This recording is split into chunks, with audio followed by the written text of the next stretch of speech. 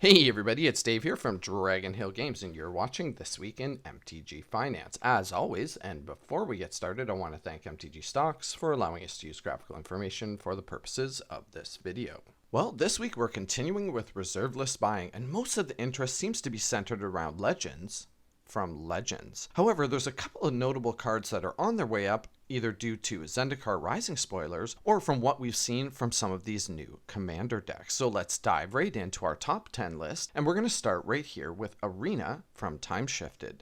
Taking up the number 10 spot this week and up 75% to $5.25, Arena from Timeshifted is a little known but really fun card to be playing in Commander. It's actually the only printing of this card other than an old school media promo, and I actually really like the look of these, but they're super hard to come by. For just 3 mana, you can tap Arena and tap a creature you control to have it fight a creature of an opponent's choosing. A really fun way to deal with some of your opponent's creatures in Commander if you happen to have a big indestructible baddie. Coming in at number 9, we had one of our winners from last week, and that would be Radiant Archangel from Urza's Legacy. This thing's at $40 and it's up another 98% this week. Like I was saying last week, I mean, this card is on the reserve list, so of course there is that going for it. But this card seems pretty unplayable to me. I guess it could be played in some sort of Flyers Matter deck, but even still, for 5 mana, we're getting a 3/3 Angel with Vigilance. At least the old wording on Vigilance, attacking doesn't cause it to tap. Now, it does get +1/+1 for each other creature with flying in play, so like I said, it maybe could make an impact in some sort of Flyers Matter deck, but I definitely think for this price you have a lot better options. Now, I mentioned in the intro that there was a lot of interest in Legends from Legends this week, and our number 8 winner, Lady Caleria, is the first card that fits that bill. She's up 135% to $36. Most of these old school Legends from Legends are pretty much just collector cards. I mean, their mana cost for what you're getting is just not what we expect to see on a card these days. She's 7 mana, 3 colorless, 2 white, and 2 green for a 3/6 creature that taps and does 3 damage to an attacking or blocking creature. In reality, this isn't a card that's really playable really in any format, so definitely more of a collector version type card. And most of the Legends we're going to see from Legends this week on our list fit that description. Coming in at number 7, we have another Legend from Legends, and that would be Livonia Salone. Man, some of these old names, right? $89 for this thing, and it's up 207% this week. For 6 mana, we're getting a 4/4 first striker that has a legendary Landwalk. Obviously just a collector's card. Heading on over to eBay, we can see there's only 7 listings for Livonia, sorting by price, lowest with shipping. We have a really destroyed one for $90, and they go all the way up to $425. At least this one's graded. I mean, I don't recognize that company, and if I was going to be a purchaser, I would look for a reputable company for sure buying graded cards, but at least this one here has been graded at an 8.5. Pretty much collectors type items, Livonia is up 207% this week. Now, our number 6 winner's been on our list a few times over the last few weeks, and that's Northstar from Legends. Now, perhaps this is just continuing in the Legends set buyouts. I mean, a few weeks and months ago, we were seeing things like Antiquities and Arabian Nights getting targeted pretty heavily, and now it seems like the focus has gone over to Legends. We've mentioned Northstar before, 4-mana artifact that you can pay for and tap it. Essentially, it turns the casting cost of your next spell into entirely colorless. So, for example, if it was a 2 green and 2 spell, it just becomes 4 colorless to cast it. I could see it maybe potentially having some effect in certain Commander decks, although if we head over to EDH Rec, we can see it's still not really getting any play.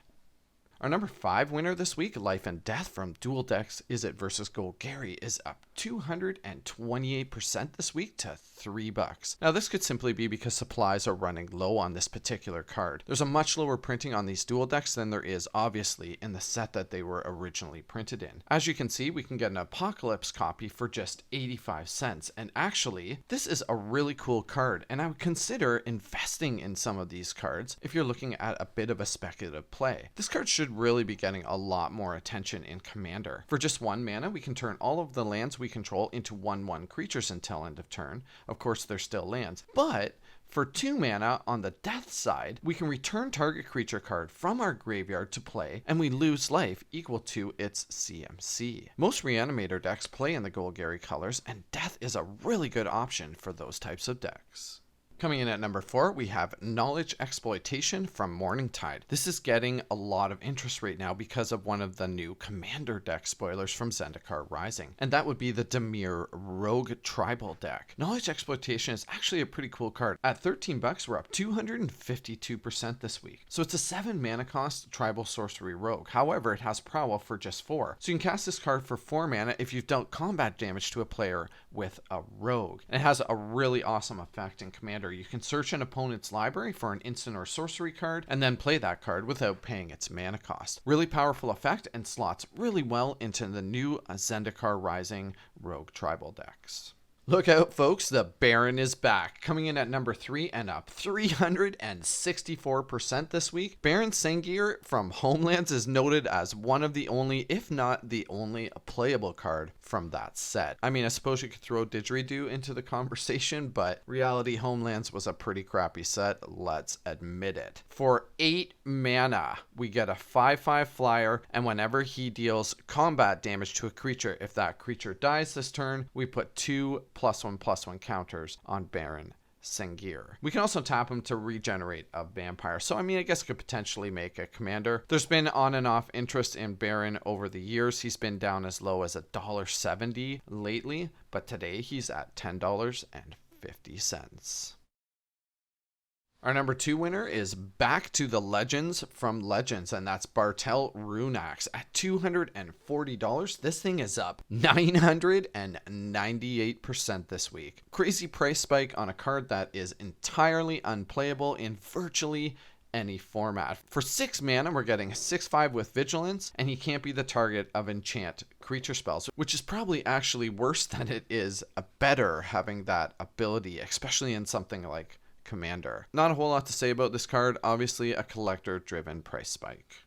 And our big winner this week is Asmira Holy Avenger. That's right, she's up 1,607% to 21 bucks. Junk status just a week ago. She's actually reasonably playable and could probably slot into certain types of decks. For 4 mana, 1 white, 1 green, and 2, we're getting a 2/3 flyer, and at the end of each turn, put a +1/+1 counter on Asmira for each creature that was put into your graveyard from play this turn. I'm sure something could be built around her, but reality, it's probably just reserve list interest. If we head on over to eBay, we can see there's 10 listings, so it's pretty much been bought out over there, starting at around 22 bucks with almost $15 shipping and quickly going up into the 50 plus range. Asmira Holy Avenger, our number 1 winner this week.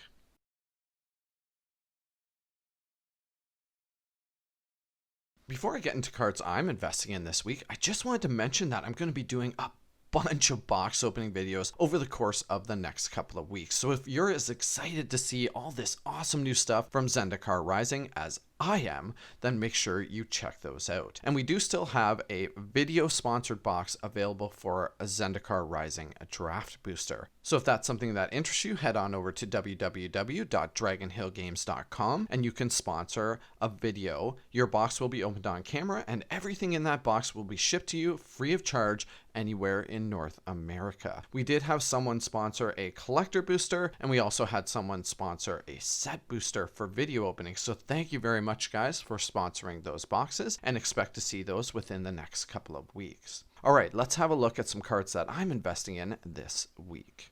Well, Landfall is all the rage right now, and Avenger from Zendikar from Double Masters is a great value at just 8 bucks. This card is completely bottomed out and in fact is on the rise again. Most of the other printings are in the $10 to $12 range, so being able to pick up the Double Masters printing for just 8 bucks is a great bargain.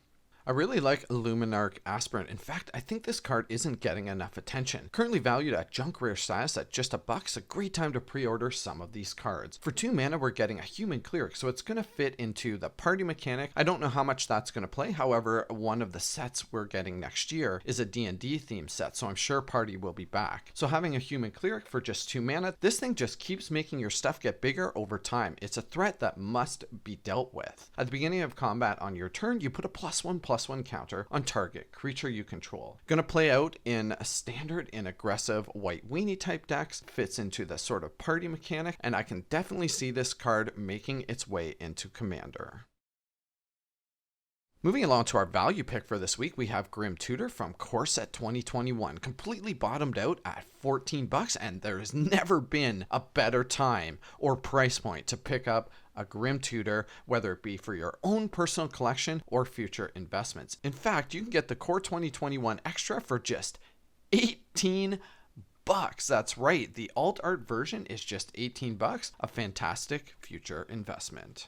And last but not least, we have our speculation play for the week. That's right, it's Soaring Thought Thief from the new Zendikar Rising set. This thing's an uncommon, valued at around 35 cents, and you can pre-order these all over the place for just 50 cents or less. Soaring Thought Thief is a card that has a potential to make rogues viable, possibly in even modern, but definitely in something like Commander. For 2 mana, we're getting a 1/3 flash flying rogue that has, as long as an opponent has 8 or more cards in their graveyard, rogues you control get +1/+0. And whenever 1 or more rogues you control attack, each opponent mills 2 cards. An awesome card that has the potential to push rogues into the spotlight. Alright, I really hope you guys enjoyed this episode of This Week in MTG Finance. If you did, go ahead and smash that like button, it really helps me out. And make sure you check out all the awesome Zendikar Rising box opening videos we have coming up over the course of the next couple of weeks. Bye for now.